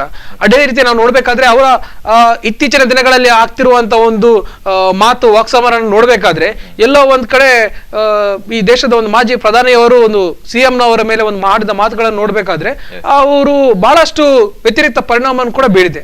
ಯಾಕಂದ್ರೆ ಒಂದು CM ಅವರು ಎಲ್ಲಿ ಅವ್ರು ಕೂಡ ಒಂದು ಹಳೆಯ ಪಕ್ಷದಲ್ಲಿ ಹೇಳ್ಬಹುದು, ಹಳೆಯ ಪಕ್ಷ ಅಂತ ಆ ಪಕ್ಷದಲ್ಲಿದ್ದು ತಮ್ಮ ಒಂದು ವರಿಷ್ಠರ ಬಗ್ಗೆ ಒಂದು ಮಾತಾಡಿದ ರೀತಿ ಎಲ್ಲೋ ಒಂದ್ ಕಡೆ ಕಾಂಗ್ರೆಸ್ ಹಾಗೂ ಜೆಡಿಎಸ್ ಬಹಳ ಅಂತರದಲ್ಲಿದೆ ಅಂತ ಹೇಳ್ಬೋದು. ಇದರ ಲಾಭ ಇನ್ನೊಂದು ಪಕ್ಷಕ್ಕೆ ಬರುವಂತ ಸಾಧ್ಯತೆಗಳು ಇದೆ ಅಂತ ಹೇಳಿ ನೀವು ಹೇಳಿದ ಪ್ರಕಾರ ಕೇಂದ್ರ ಸರ್ಕಾರ ಒಂದು ಟಾರ್ಗೆಟ್ ಅನ್ನು ಇಟ್ಕೊಂಡಿದೆ, ಕರ್ನಾಟಕ ಕಾಂಗ್ರೆಸ್ ಮುಕ್ತ ಕರ್ನಾಟಕ ಮಾಡುತ್ತೆ. ಆದ್ರೆ ಇನ್ನೊಂದು ಕಡೆ ಎಲ್ಲೋ ಒಂದ್ ಕಡೆ ಜೆಡಿಎಸ್ ಕೂಡ ಅವ್ರ ಪ್ರಭಾವವಾಗಿ ಈ ಬಾರಿ ಶತಾಯಗತಾಯವಾಗಿ ಅಧಿಕಾರಕ್ಕೆ ಬರ್ಬೇಕಂತ ಹೇಳುವ ಪ್ರಯತ್ನ ಕೂಡ ಮಾಡ್ತಾ ಇದೆ. ಎಲ್ಲ ಒಂದ್ ಕಡೆ ಒಂದು ಪಕ್ಷವನ್ನು ವೀಕ್ ಮಾಡಿ ಇನ್ನೊಂದು ಪಕ್ಷವನ್ನು ಮೇಲೆ ತರುವಂತ ಪ್ರಯತ್ನ ಕೂಡ ನಡೀತಾ ಇದೆ. ಆದ್ರೆ ಈ ಸಾರಿ ಜನಸಾಮಾನ್ಯರು ನೋಡುವ ಪ್ರಕಾರ ಸಮ್ಮಿಶ್ರ ಸರ್ಕಾರ ಬರುವಂತ ಸಮಸ್ಯೆ ಆ ರೀತಿಯ ಒಂದು ವಾತಾವರಣವನ್ನು ನಾವು ಕಾಣ್ತಿದ್ದೀವಿ. ಅದ್ ನಾವೇ ಹೇಳಲಿಕ್ಕೆ ಇಷ್ಟಪಡ್ತೀವಿ ಜನತೆಯಾಗಿ. ನಮಗೆ ಈ ರಾಜ್ಯದಲ್ಲಿ ಬರ್ಬೇಕಾದ್ರೆ ಒಂದು ಯಾವ್ದಾದ್ರು ಒಂದೇ ಸರ್ಕಾರ ಬಂದ್ರೆ ಉತ್ತಮ, ನಮಗೆ ಜನಪರವಾದ ಕೆಲಸಗಳಾಗಬೇಕು. ಆ ರೀತಿಯ ಯಾವುದೇ ಪಕ್ಷ ಆಗಿಲ್ಲ, JDS ಪಕ್ಷ ಆಗಿರ್ಲಿ, ಕಾಂಗ್ರೆಸ್ ಆಗಲಿ, BJP ಆಗಿರ್ಲಿ, ಅವರ ಒಂದು ಸ್ಪಷ್ಟ ಬಹುಮತದ ಮೂಲಕ ಬರಲಿ, ಒಂದು ರಾಜ್ಯದ ಅಭಿವೃದ್ಧಿ ಕೆಲಸಗಳಾಗ್ಲಿ ಅಂತ ಹೇಳಲಿಕ್ಕೆ ಈ ಸಂದರ್ಭದಲ್ಲಿ ಇಷ್ಟಪಡ್ತೀನಿ. ಈಗ ರಾಹುಲ್ ಗಾಂಧಿ ಕಾಂಗ್ರೆಸ್ನ ಪರವಾಗಿ ನೋಡ್ತಾ ಹೋದ್ರೆ, ರಾಹುಲ್ ಗಾಂಧಿ ಕೂಡ ಯುವ ನಾಯಕ, ಹಾಗಾಗಿ ಅವರು ಕೂಡ ಒಂದು ಕಡೆ ಮಾತನ್ನು ಹೇಳ್ತಾ ಇದ್ದಾರೆ. JDS ಅನ್ನುವಂಥದ್ದು BJPಯ B ಟೀಮ್ ಅಂತ ಒಂದು ಕಡೆ ಹೇಳಿಕೆಯನ್ನು ಕೊಡ್ತಾರೆ. ಆದ್ರೆ ಅವರಿಗೆ JDS ಅನ್ನುವಂಥದ್ದು ಅವರ ಮೈತ್ರಿಕೂಟಕ್ಕೆ ಬೇಡುವ ಅಂತ ಹೇಳಿ ಅವರು ಆಲೋಚನೆ ಮಾಡ್ಬೇಕಾಗುತ್ತೆ. ಕಾಂಗ್ರೆಸ್ ಪಕ್ಷದಲ್ಲಿ ಅವರು ದೊಡ್ಡ ನಾಯಕರು ಹೇಳಿಕೆ ಕೊಟ್ಟವರು, ನಾವು ಅವರ ಆಲೋಚನೆ ಯಾವ ರೀತಿಯಲ್ಲಿ ಅವರು ಹೇಳಿಕೆ ಕೊಟ್ಟಿದ್ದಾರೆ ಅಂತ ನನ್ನ ಭಾವನೆಯಲ್ಲಿ ನಾನು ಹೇಳ್ಬೋದು. ವಿಚಾರಗಳನ್ನ ನೋಡಿದಾಗ ಈ ರೀತಿಯಲ್ಲಿ ಆಗ್ತಿರುವಂತ ಪ್ರಚಾರಗಳು, ಕಾಂಗ್ರೆಸ್ ವಲಯದಲ್ಲಿ ಆಗ್ತಿರುವಂತ ಈ ಕರಾವಳಿ ಭಾಗದಲ್ಲಿ, ಇನ್ನಿತರ ಭಾಗಗಳಲ್ಲಿ ರಾಜ್ಯದಲ್ಲಿ ಆಗ್ತಿರೋ ಕಾಂಗ್ರೆಸ್ ಪ್ರಚಾರಗಳನ್ನು ನೋಡಿದಾಗ ಕಾಂಗ್ರೆಸ್ ನಲ್ಲಿ ಒಂದು ಯಾವುದೋ ಒಂದು ಬಹಳ ಒಂದು ಶಕ್ತಿ ತುಂಬಿದಂತೆ ಆಗ್ತಾ ಇದೆ. ಅವರು ಕೂಡ ಬಹಳ ಆಕ್ಟಿವ್ ಆಗಿ ಕೆಲಸ ಮಾಡ್ತಾ ಇದ್ದಾರೆ. ಈ ಬಾರಿ ನಾವು ಬಂದೇ ಬರ್ತೀವಂತೆ. ಅದೇ ರೀತಿಯಲ್ಲಿ ಈ ಬಾರಿ ನಾವು ಕಾಣ್ತಾ ಇರುವ ಅಮಿತ್ ಶಾ ಮತ್ತು BJPಯಿಂದ ಬಹಳಷ್ಟು ರಾಜ್ಯದಲ್ಲಿ ಅಭಿವೃದ್ಧಿ ಕೆಲಸ ಕೂಡ ಆಗಿದೆ ಅಂತ ಹೇಳೋ ವಿಚಾರವನ್ನು ಮುಂದಿಟ್ಟು ಅವ್ರು ಕೊಟ್ಟಿರುವಂತಹ ಏನು ರಾಜ್ಯಕ್ಕೆ ಕೊಟ್ಟಿರುವಂತಹ ಹಣಕಾಸಿನ ನೆರವಾಗಿರ್ಬೋದು, ಇವುಗಳನ್ನು ಮುಂದಿಟ್ಟು ನಮ್ಮ ಮತವನ್ನು ಯಾಚಿಸ್ತೀವಿ ಅಂತ ಹೇಳ್ತಾ ಹೋಗ್ತಿದ್ದಾರೆ. ಆದ್ರೆ ಈ ವಿಚಾರವನ್ನೆಲ್ಲ ನೋಡ್ಬೇಕಾದ್ರೂ ಕೂಡ ಸ್ವಲ್ಪ ಸನಿಹಕ್ಕೆ ಬರುವಂತ ಪ್ರಯತ್ನ ಕೂಡ ಆಗ್ತಿದೆ. JDS ನೊಟ್ಟಿಗೆ ಎಲ್ಲರೂ ಚೆನ್ನಾಗಿರೋ ಬಾಂಧವ್ಯವನ್ನು ಇವಾಗಲೇ ಗಟ್ಟಿ ಮಾಡ್ಕೊಳ್ಳೋ ಹೋಗೋಣ ಅಂತ ಹೇಳುವ ಪ್ರಯತ್ನ ಕೂಡ ಬರ್ತಾ ಇದೆ. ಆದ್ರೆ ನಮ್ಮ ಒಂದು ಅಭಿಪ್ರಾಯ, ಒಂದು ಈ JDS ನವರು, ನಾನು JDS ನ ಸರ್ಕಾರ ಇದ್ದಾಗ ಕೂಡ ಕೆಟ್ಟ ಸರ್ಕಾರ ಅಂತ ಹೇಳಕ್ಕಾಗಲ್ಲ. ಯಾಕಂದ್ರೆ 20 ತಿಂಗಳ ಆಡಳಿತದಲ್ಲಿ ಕುಮಾರಸ್ವಾಮಿ ಅವರು ಕೂಡ ಸ್ವಲ್ಪ ಕೆಲಸವನ್ನು ಮಾಡಿ ಜನತೆಗೆ ತೋರಿಸಿಕೊಟ್ಟಿದ್ದಾರೆ.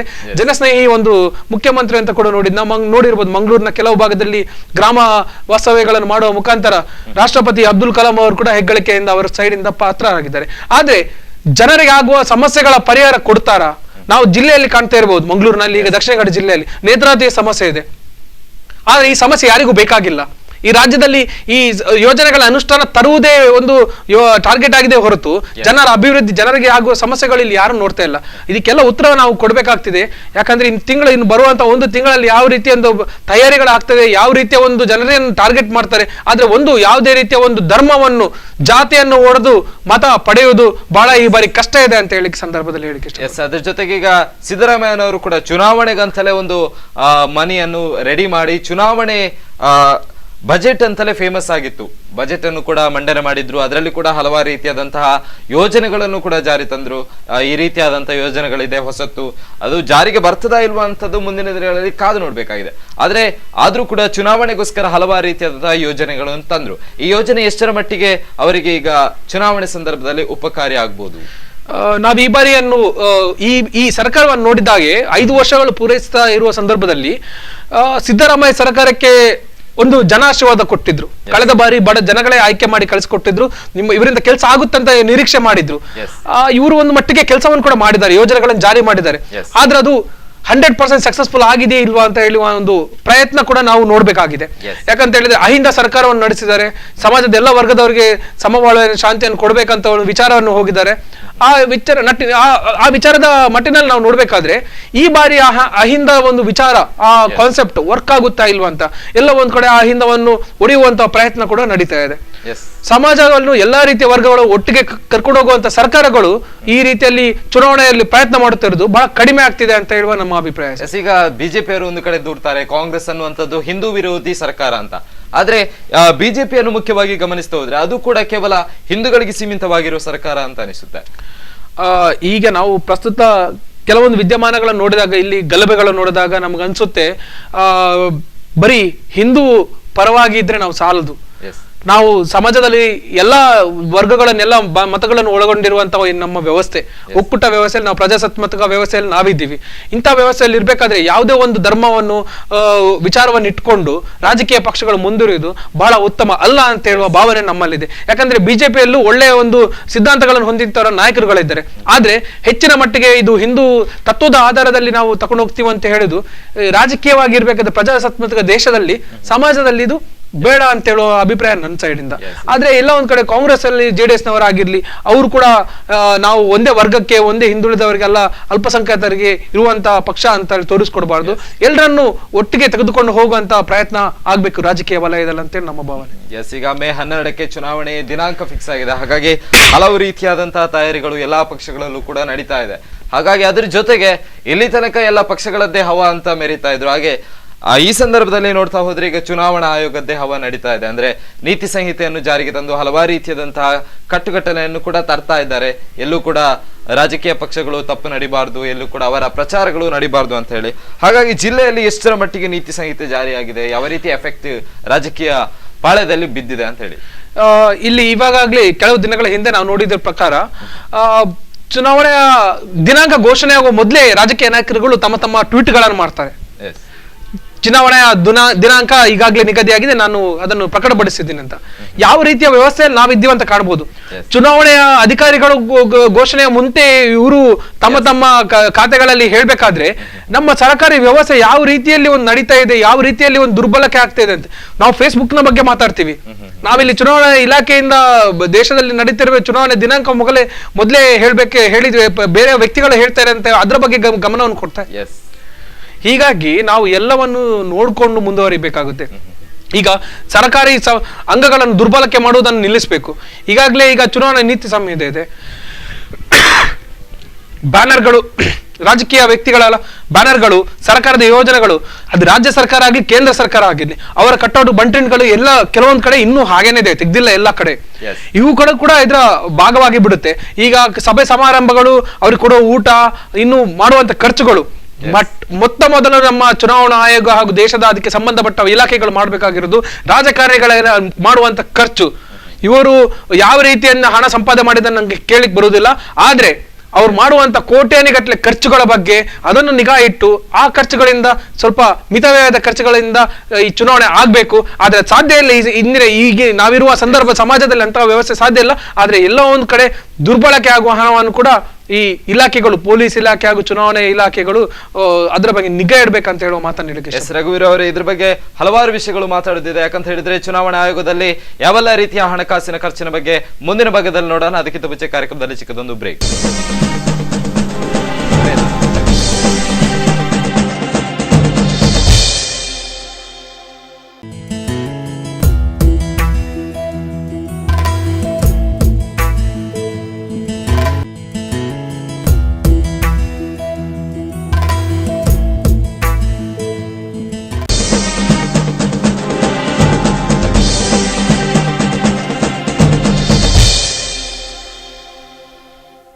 ವಿರಾಮದ ಬಳಿಕ ಟಾರ್ಗೆಟ್ ಕರ್ನಾಟಕ ವಿಶೇಷ ಕಾರ್ಯಕ್ರಮಕ್ಕೆ ಸ್ವಾಗತ. ಆಗತಾನೆ ವಿರಾಮಕ್ಕಿಂತ ಮುಂಚೆ ಮಾತಾಡ್ತಾ ಇದ್ದಾಗ ಈಗ ಚುನಾವಣೆ ಸಂದರ್ಭದಲ್ಲಿ ಹಲವಾರು ರೀತಿಯಾದಂತಹ ಹಣಕಾಸಿನ ಬಗ್ಗೆ ನಡೀತಾ ಇದೆ. ಹಾಗಾಗಿ ಚುನಾವಣಾ ಆಯೋಗ ಈ ಬಾರಿ ಘೋಷಣೆ ಮಾಡಿರುವಂತದ್ದು ಕೇವಲ 28 ಲಕ್ಷ ಮಾತ್ರ, ಪ್ರತಿಯೊಬ್ಬ ಶಾಸಕನಿಗಾಗಿರ್ಬೋದು ಅಥವಾ ಸಚಿವನಿಗಾಗಿರ್ಬೋದು. ಆದ್ರೆ ಅದು ಎಷ್ಟರ ಮಟ್ಟಿಗೆ ನಡೀತಾ ಇದೆ ಅಂತ ಖಂಡಿತವಾಗ್ಲೂ ಇದು ಯಾರು ಸಾಮಾನ್ಯವಾಗಿ ನಾವು ಈಗಿನ ಚುನಾವಣೆ, ಕಳೆದ ಚುನಾವಣೆಗಳನ್ನು ನೋಡ್ಬೇಕಾದ್ರೆ ಪ್ರತಿಯೊಬ್ಬ ವ್ಯಕ್ತಿಯು ಆ 28 ಲಕ್ಷದ ಚುನಾವಣೆಯನ್ನು ಎದುರಿಸಿರೋದು ಬಹಳ ಬಹಳ ಒಂದು ಕಡಿಮೆ ವ್ಯಕ್ತಿ ಮಾಡಿರ್ಬಹುದು. ಯಾರು ಮಾಡಿರ್ಲಿಕ್ಕಿಲ್ಲ ಅಂತ ಆ ಭಾವನೆ ನನ್ನದು. ಇಲ್ಲಿ ಒಂದು ವಿಚಾರ ನೋಡ್ಬೇಕಾದ್ರೆ ಈ ಚುನಾವಣೆಯಲ್ಲಿ ಮೊಟ್ಟ ಮೊದಲಿಗೆ ನಾವು ಆ ಟಿಕೆಟ್ ಪಡೆದುಕೊಳ್ಳುವಂತ ಕೊಡುವಂತ ಅವರು ದುಡ್ಡು, ಪಕ್ಷಕ್ಕೆ ಕೊಡುವಂತ ದುಡ್ಡು, ಇಂತಹ ಮಾತುಗಳು ನಾವು ಕಾಣಬಹುದು ಈ ಸಮಾಜದಲ್ಲಿ. ಒಂದು ಪಕ್ಷ ಟಿಕೆಟ್ಗೋಸ್ಕರ, ಲಾಬಿಗೋಸ್ಕರ ಅವರು ಎಷ್ಟು ಕಷ್ಟ ಪಡ್ತಾರೆ, ಎಷ್ಟು ದುಡ್ಡುಗಳನ್ನು ಕೊಡ್ತಾರೆ ಅಂತ ಹೇಳುವಂತ ವಿಚಾರ ಅವುಗಳನ್ನು ನೋಡಿದ್ರೆ ನಮಗೆ ಬಹಳ ಒಂದು ಆಶ್ಚರ್ಯ ಆಗುತ್ತೆ. ನಮ್ಮ ಸಮಾಜದಲ್ಲಿ ನಮ್ಮ ಅಭಿವೃದ್ಧಿ ಕಾರ್ಯಗಳು ಆಗಿಲ್ಲ, ಇವರು ಪಕ್ಷಕ್ಕೆ ಟಿಕೆಟ್ಗಾಗಿ ಎಷ್ಟು ದುಡ್ಡು ಖರ್ಚು ಮಾಡಕ್ಕೆ ರೆಡಿ ಇದ್ದಾರೆ. ಅದರ ಜೊತೆಗೆ ಕೋಟಿಗಟ್ಟಲೆ ಇವರು ಚುನಾವಣೆಗಳಿಗೆ ದುಡ್ಡು ಖರ್ಚು ಮಾಡ್ತಾರೆ. ಇವುಗಳನ್ನೆಲ್ಲ ಎಲ್ಲಿಂದ ಸಂಪಾದಿಸ್ತಾರೆ? ಜನರ ಅಭಿವೃದ್ಧಿ ಆಗಿರಲ್ಲ, ಇವರುಗಳ ಅಭಿವೃದ್ಧಿ ಆಗಿರುತ್ತೆ. ಪುನಃ ಅವುಗಳನ್ನ ಅವರೇ ಆ ಸಚಿವರು, ಆ ಶಾಸಕರುಗಳಿಗೆ ಬಹಳಷ್ಟು ವ್ಯಾಪಾರ ಆಗುತ್ತೆ ಇವ್ರದ್ದು. ಇವುಗಳ ಕಠಿಣವಾದ ಒಂದು ಕಡಿವಾಣ ಹಾಕ್ಲಿಲ್ಲದಿದ್ರೆ ಎಲ್ಲ ಒಂದ್ ಕಡೆ ಯುವಕರು ಕೂಡ ಇನ್ನು ಮುಂದೆ ಬರುವಂತ ಏನ್ ರಾಜಕೀಯ ವ್ಯವಸ್ಥೆ, ಯುವ ರಾಜಕಾರಣಿಗಳು ಬರ್ಬೇಕು, ಯುವಕರು ರಾಜಕೀಯ ವಲಯದಲ್ಲಿ ಬರ್ಬೇಕಂತ ಹೇಳುವ ವ್ಯವಸ್ಥೆಯಲ್ಲಿ ಈ ರೀತಿಯ ಒಂದು ಕರಪ್ಷನ್ ವಿಚಾರದಲ್ಲಿ ಕೂಡ ಇವರ ಮೇಲೆ ಪ್ರಭಾವ ಬೀಳ್ಬಹುದು, ಯುವಕರ ಮೇಲೆ ಪ್ರಭಾವ ಬೀಳ್ಬಹುದು, ಈ ಸಮಾಜದ ಮೇಲೆ ಕೂಡ ಪ್ರಭಾವ ಬೀಳ್ಬಹುದು ಅಂತ ಹೇಳಿಕ್ಕೆ ಇಷ್ಟಪಡ್ತೀನಿ. ಆದ್ರೆ ಚುನಾವಣೆಗಳಲ್ಲಿ ಖರ್ಚು ಮಾಡುವ ವಿಚಾರದಲ್ಲಿ ಇತಿಮಿತಿಗಳ ಬಗ್ಗೆ ಈ ಬಾರಿ ಆದ್ರೂ ಸರ್ಕಾರ ಸ್ಪಷ್ಟವಾಗಿ ಅದನ್ನು ಸೂಕ್ಷ್ಮವಾಗಿ ಆ ಜಿಲ್ಲಾ ಮಟ್ಟದಲ್ಲಿ ಅದರ ಮೇಲೆ ಹದ್ದಿನ ಕಣ್ಣಿಡುವ ಮೂಲಕ ಅವರಿಗೆ ಒಂದೇ ಎಲ್ಲೋ ಮಟ್ಟದಲ್ಲಿ ಆ ಖರ್ಚು ವೆಚ್ಚಗಳ ಬಗ್ಗೆ ನಿಗಾ ಇಟ್ಕೊಳ್ಬೇಕು. ಎಲ್ಲ ಒಂದ್ ಕಡೆ ಇನ್ನು ನಾವು ಕಾಣಬಹುದು ಈ ಮದ್ಯ ಸರಾಯಿಗಳನ್ನು ಹಂಚುವುದು, ಸಾರಿಗಳನ್ನು ಹಂಚುವುದು, ಇವ್ರಿಗೆ ಬೇಕಾದಂತ ವಸ್ತುಗಳನ್ನು ಹಂಚುವುದು, ಈ ರೀತಿಯ ಒಂದು ವಸ್ತುಗಳನ್ನು ಕೊಟ್ಟು ಮತ ಪಡೆಯುವುದು ಬಹಳಷ್ಟು ಕೀಳು ಮಟ್ಟದ ರಾಜಕೀಯ ಅಂತ ಹೇಳಿಕ್ಕೆ ಬರ್ತೀವಿ. ಕೆಲಸ ಮಾಡಿ ಮತವನ್ನು ಪಡಿಬೇಕ ಹೊರತು ಈ ವ್ಯವಸ್ಥೆಯಲ್ಲಿ ನಾವು ಇಂತಹ ಒಂದು ಕೀಳು ಮಟ್ಟದ ರಾಜಕೀಯ ಮಾಡಿಕೊಂಡು ಮತ ಪಡೆಯುವಂತ ವ್ಯವಸ್ಥೆಗಳಿಗೆ ಕಡಿವಾಣ ಹಾಕಬೇಕು ಅಂತ. ಅಂದ್ರೆ ಈ ಹಿಂದಿನ ಚುನಾವಣೆಯಲ್ಲಿ 18 ಲಕ್ಷ ಪ್ರತಿಯೊಬ್ಬ ಶಾಸಕನ ಖರ್ಚಾಗಿತ್ತು. ಆ ಒಂದು 18 ಲಕ್ಷ ಮಿತಿ ಇತ್ತು. ಆದ್ರೆ ಈ ಬಾರಿ ಶಾಸಕರ ಮೇರೆ ಒತ್ತಾಯದ ಮೇರೆಗೆ 28 ಲಕ್ಷಕ್ಕೂ ಕೂಡ ತಂದಿದ್ದಾರೆ. ಆದ್ರೂ ಕೂಡ ಇನ್ನೂ ಕೂಡ ಹಲವಾರು ರೀತಿಯಾದಂತಹ ಒತ್ತಾಯಗಳಿದೆ.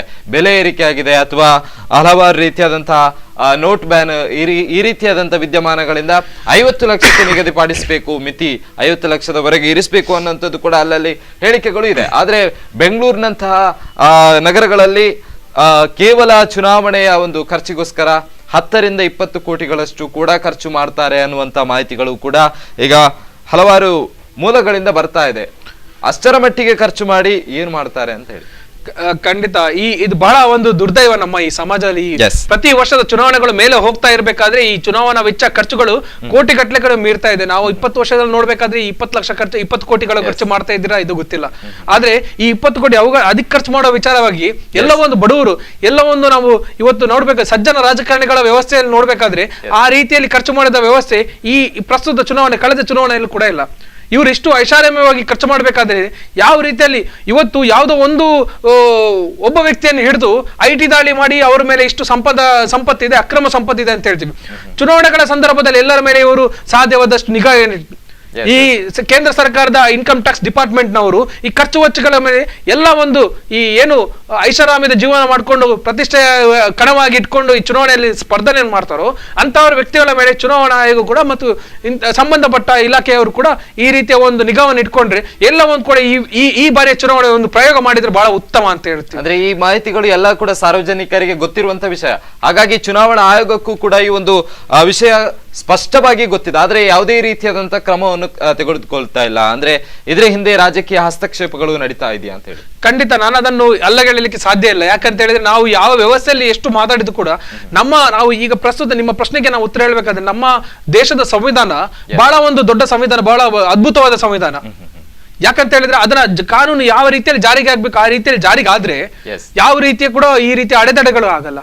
ಆದ್ರೆ ಈ ಜಾರಿಗೆ ಆಗ್ತಿರುವ ವ್ಯವಸ್ಥೆ ಅಲ್ಲಿಂದ ಬಂದು ಇಲ್ಲಿವರೆಗೆ ಜಾರಿ ಆಗ್ಬೇಕಾದ್ರೆ ಆ ಚಾನಲೈಸಿಂಗ್ ಆಗುವ ವ್ಯವಸ್ಥೆಗಳು ಸಮರ್ಪಕವಾಗಿದ್ರೆ ಅವ್ರಿಗೆ ಮಾಡುವಂತ ಮನಸ್ಥಿತಿ ಇದ್ರೆ ಅದು ಖಂಡಿತವಾಗ್ಲೂ ಅದನ್ನು ತಡೆಗಟ್ಟಬಹುದು.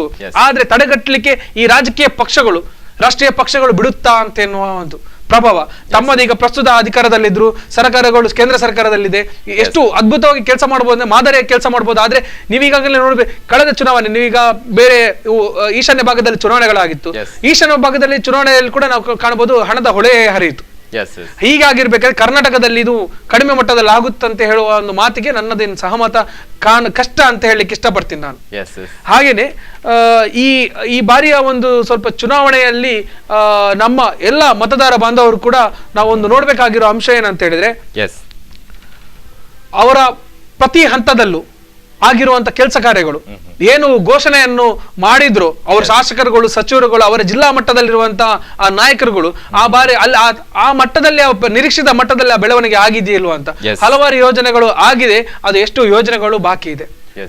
ಈಗ ನಾವು ನೋಡ್ಬೇಕಾದ್ರೆ ಕೆಲವೊಂದು ದೊಡ್ಡ ದೊಡ್ಡ ಯೋಜನೆಗಳನ್ನು ಹಾಗೇನೆ ಕೇಂದ್ರ ಸರ್ಕಾರದ ಅಂಗಳ ಕಟ್ಟಿ ಇಟ್ಟಿದ್ದಾರೆ, ಇನ್ನೊಂದು ಯೋಜನೆಗಳು ರಾಜ್ಯ ಸರ್ಕಾರದಲ್ಲಿ ಬಾಕಿ ಆಗಿಟ್ಟಿದೆ. ಈ ರೀತಿಯ ಒಂದು ವಿಚಾರಗಳನ್ನು ಇಟ್ಟು ಇನ್ನೊಬ್ಬರ ಮೇಲೆ ಕೆಸರೆರ ಚಾಟುವ ಒಂದು ಹಂತದಲ್ಲಿ ಇನ್ನು ಚುನಾವಣೆಯನ್ನು ಎದುರಿಸುವ ಪ್ರಯತ್ನ ಕೂಡ ಆಗ್ತಾ ಇದೆ. ಅಂದ್ರೆ ಈಗ ಚುನಾವಣೆ ಸಂದರ್ಭದಲ್ಲಿ ಕುರುಡು ಕಾಂಚನ ಅಲ್ಲಲ್ಲಿ ಕುಣಿತಾ ಇರ್ತದೆ. ಅದು ಕೂಡ ಎಲ್ರಿಗೂ ಗೊತ್ತಿರುವ ವಿಷಯ. ಆದ್ರೂ ಕೂಡ ಅದನ್ನು ಮುಚ್ಚಿಡುವಂತಹ ಪ್ರಯತ್ನಗಳು ನಡೀತಾ ಇದೆ. ಈ ಹಿಂದೆ ಆಡಳಿತ ಸಂದರ್ಭದಲ್ಲಿ ವಿರೋಧ ಪಕ್ಷಗಳು ಅಥವಾ ಪ್ರತಿಪಕ್ಷಗಳು ಆಡಳಿತ ಪಕ್ಷದ ಯಾವುದಾದ್ರೂ ಒಂದು ಸಣ್ಣ ಸುಳಿವು ಸಿಕ್ಕಿದ್ರು ಸಾಕು IT ದಾಳಿ ಅದು ಇದು ಅಂತ ಹೇಳಿ ದಾಳಿ ಮಾಡಿಸ್ತಾರೆ. ಆದ್ರೆ ಚುನಾವಣೆ ಸಂದರ್ಭದಲ್ಲಿ ಎರಡೂ ಪಕ್ಷಗಳು ಕೂಡ ಸುಮ್ಮನೆ ಕೂತ್ಕೊಳ್ತದೆ. ಈ ವಿಷಯದಲ್ಲಿ ಮಾತ್ರ ಯಾಕೆ ಕಾಂಪ್ರಮೈಸ್ ಅಂತ ಹೇಳಿ ಖಂಡಿತವಾಗ್ಲಿ. ಯಾಕಂದ್ರೆ ನೀವು ಕಳೆದ ಬಾರಿ ನಾವು ಲೋಕಾಯುಕ್ತ ಸಂಸ್ಥೆಯನ್ನೇ ಕಾಣೋಣ. ಅಧಿಕಾರದಲ್ಲಿದ್ದಂತ ರಾಜ್ಯ ಸರ್ಕಾರವನ್ನು ವಿರೋಧ ಪಕ್ಷಗಳು ದೂರಿದ್ರೆ ಇದರ ಅಂಗೀಕಾರನ ಮಾಡ್ಬೇಕಾದ್ರೆ ವಿರೋಧ ಪಕ್ಷಗಳು ಯಾಕೆ ಸುಮ್ನೆ ಕೂತಿದ್ರು? ಎಲ್ಲ ಪಕ್ಷದವರು ಈ ಲೋಕಾಯುಕ್ತ ಸಂಸ್ಥೆಯನ್ನು ದುರ್ಬಲ ಮಾಡ್ಬೇಕಾದ್ರೆ ACB ಅಂತ ತರಬೇಕಾದ್ರೆ ಎಲ್ಲ ರಾಜಕೀಯ ಪಕ್ಷದಲ್ಲಿ ಸುಮ್ಮನೆ ಇದ್ರು. ಯಾಕಂತ ಹೇಳಿದ್ರೆ ಲೋಕಾಯುಕ್ತ ಬಹಳ ಒಂದು ಪ್ರಭಾವಶಾಲಿಯಾಗಿ ಕರ್ನಾಟಕದಲ್ಲಿ ಕೆಲಸ ಮಾಡಿತ್ತು. ಅದನ್ನು ಒಂದು ವೀಕ್ ಮಾಡುವಂತ ಒಂದು ಪ್ರಯತ್ನಗಳು ಎಲ್ಲ ರಾಜಕೀಯ ಪಕ್ಷದಲ್ಲಿ ಆಯ್ತು. ಹಾಗೆ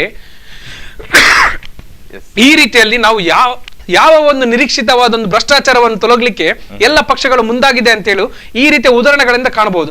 ಭ್ರಷ್ಟಾಚಾರವನ್ನು ನಿರ್ಮೂಲನೆ ಮಾಡುವ ಒಂದು ಅಂಗಸಂಸ್ಥೆಯನ್ನು ಒಂದು ಹೊಡೆದಾಕ್ಬೇಕಂತ ಒಂದು ತಂತ್ರದಲ್ಲಿ ಇರ್ಬೇಕಾದ್ರೆ ರಾಜಕೀಯ ಪಕ್ಷಗಳು ಇನ್ನು ಚುನಾವಣೆ ಸಂದರ್ಭದಲ್ಲಿ ತಮ್ಮ ಈ ಹಣದ ಹೊಲೆಯನ್ನು ಯಾವ ರೀತಿ ಈ ಹಣದ ಚಲಾವಣೆಯನ್ನು ಕಡಿಮೆ ಮಾಡಬೇಕಂತ ಹೇಳುವ ಒಂದು ಮಾತನ್ನು ನೀವು ಇದರಿಂದಲೇ ಅರ್ಥ ಮಾಡ್ಕೊಳ್ಬಹುದು. ಅಂದ್ರೆ ಈಗ ಕೇವಲ ಹಣದ ಮುಖಾಂತರ ಚುನಾವಣೆಯನ್ನು ಗೆಲ್ಲುವಂತಹ ತಂತ್ರಗಳು ಎರಡೂ ಪಾಳ್ಯದಲ್ಲಿ ಕೂಡ ನಡೀತಾ ಇದೆ. ಮುಖ್ಯವಾಗಿ ನೋಡ್ಬೇಕಾದ್ರೆ ತಮ್ಮ ಆಲ್ರೆಡಿ ಇರುವಂತಹ ಕುರ್ಚಿಯನ್ನು ಭದ್ರಪಡಿಸೋದಕ್ಕೋಸ್ಕರ ಕಾಂಗ್ರೆಸ್ ಈಗ ಹಲವಾರು ರೀತಿಯಾದಂತಹ ರಣತಂತ್ರವನ್ನು ರೂಪಿಸ್ತಾ ಇದೆ. ಅದ್ರ ಜೊತೆಗೆ ಈಗ ಬಿಜೆಪಿನೂ ಕೂಡ ಈ ಹೇಗಾದ್ರೂ ಮಾಡಿ ಇಲ್ಲೇ ಆದ್ರೂ ಕರ್ನಾಟಕದಲ್ಲಿ ತಮ್ಮ ಪಕ್ಷವನ್ನು ಉಳಿಸಿಕೊಳ್ಬೇಕು ಅನ್ನೋಂಥದ್ದು ಕೂಡ ಅವರ ಪಾಳ್ಯದಲ್ಲಿದೆ. ಹಾಗಾಗಿ ಎಷ್ಟರ ಮಟ್ಟಿಗೆ ಇದು ಕೊನೆಯದಾಗಿ ಮುಕ್ತಾಯ ಆಗ್ಬೋದು ಅಂತ, ಸಿದ್ದರಾಮಯ್ಯನವರಿಗೆ ತಮ್ಮ ಕುರ್ಚಿ ಬಲ ಆಗ್ಬೋದಾ ಅಥವಾ ಮೋದಿ ಶಾ ಜುಗುಲ್ ಬಂದಿ ಇಲ್ಲಿ ತಾಂಡವ ಆಡ್ಬೋದಾ ಅಂತ ಹೇಳಿ ನಾನಂದ್ರೆ ಹೇಳಲಿಕ್ಕೆ ಬರೋದಿಲ್ಲ. ಮೋದಿ ಮತ್ತೆ ಇವ್ರದ್ದು ಶಾ ಅವ್ರದ್ದು ಯಾವ ರೀತಿಯ ಪ್ರಯತ್ನ ಆಗ್ಬಹುದು, ಸಿದ್ದರಾಮಯ್ಯ ಪ್ರಯತ್ನ. ಆದ್ರೆ ನಮ್ಮ ಜನಸಾಮಾನ್ಯರ ಮಾತುಗಳನ್ನು ನೋಡ್ಬೇಕಾದ್ರೆ, ಕರ್ನಾಟಕದ ಸದ್ಯದ ಪ್ರಸ್ತುತ ವಿದ್ಯಮಾನಗಳನ್ನ ನಾವು ನೋಡ್ಬೇಕಾದ್ರೆ ಎಲ್ಲ ಒಂದ್ ಕಡೆ ಸ್ಪಷ್ಟವಾದ ಬಹುಮತಗಳನ್ನು ಇವರು ಗಳಿಸಿಕೊಳ್ಳಿಕ್ಕೆ ವಿಫಲ ಆಗ್ಬಹುದು ಅನ್ನುವಂತ ಮಟ್ಟದಲ್ಲಿದೆ. ಆದ್ರೆ ಈ ವಿಚಾರವನ್ನು ಮುಂದಿಟ್ಕೊಂಡು ಯಾವುದೋ ಒಂದು ತಮ್ಮ ಬಲ ಪ್ರಯೋಗದ ಮುಖಾಂತರ ಅಥವಾ ಬೇರೆ ಅಡ್ಡದಾರಿಗಳ ಮುಖಾಂತರ ಈ ಮತವನ್ನು ಪಡೆಯುವ ಒಂದು ಹುನ್ನಾರ ಏನಿದೆ ಅವುಗಳು ನಿಲ್ಬೇಕು. ಆದ್ರೆ ಎಲ್ಲ ಒಂದ್ ಕಡೆ ಸಿದ್ದರಾಮಯ್ಯ ಅವರ ಸರ್ಕಾರ ಮಾಡಿದಂತಹ ಕೆಲಸ ಕಾರ್ಯಗಳು, ಬಹಳಷ್ಟು ಯೋಜನೆಗಳನ್ನು ತಂದು ಕೊನೆಯ ಹಂತದಲ್ಲಿ ಬಹಳಷ್ಟು ಯೋಜನೆಗಳು ಜಾರಿಯಾಗಿದೆ, ಅದರ ಮೊದಲು ಕೂಡ ಜಾರಿಯಾಗಿದೆ. ಎಲ್ಲೋ ಒಂದ್ ಕಡೆ ಜನಸಾಮಾನ್ಯರಲ್ಲಿ ಕೂಡ ಬರ್ತಾ ಇದೆ.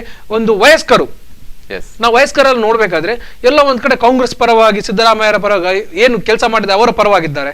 ಅದೇ ರೀತಿ ನಾವು ಬೇರೆ ವಿಚಾರಗಳನ್ನು ನೋಡ್ಬೇಕಾದ್ರೆ ಕುಮಾರಸ್ವಾಮಿ ಅವರದ ಒಂದು JDS ಪಕ್ಷದ ಮೇಲೆ ಕೂಡ ಅಭಿಪ್ರಾಯ ಈ ರಾಜ್ಯದಲ್ಲಿ ಸ್ವಲ್ಪ ಬಹಳಷ್ಟು ಆಳವಾಗಿ ನಡೀತಾ ಇದೆ.